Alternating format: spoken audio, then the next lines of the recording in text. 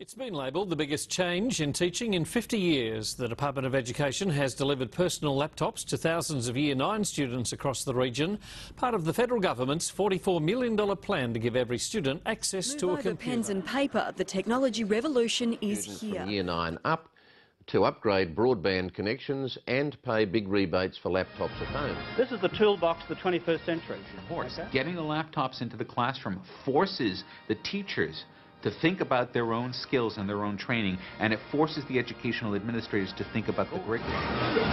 The policy mix has become known as a laptop for every child, even though Labor's education document just says students will have their own computer and access to the school's extranet and classroom content, both from their desktop and remotely. You see, some of the wealthier schools in Australia, rightly, are having their kids linked up with the school through internet connection, and the kids taking laptops to and from school.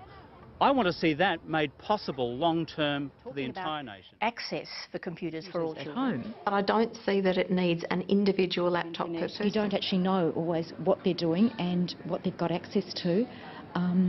You find that, you go into their room to see what they're doing and the laptop will be, the screen will be slammed down. A group of students working with a computer. One student per computer is not necessarily the most effective way for collaborative learners to learn.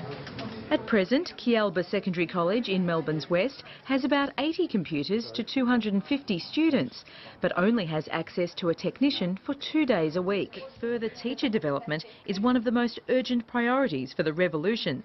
Labor's policy mentions working with the states and territories to achieve this, but with no further details or budget allocation.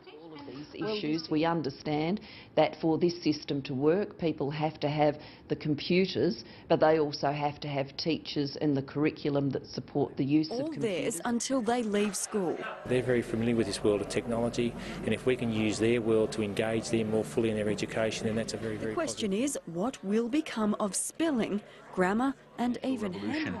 Almost all teachers in the system are going to be less digitally aware than their students are, and so immediately there's this sort of profound power shift where the computers are really much more versatile and useful to the students than they are to the teachers. The teacher's not the only source of information, and teachers, I think, do need some help with that.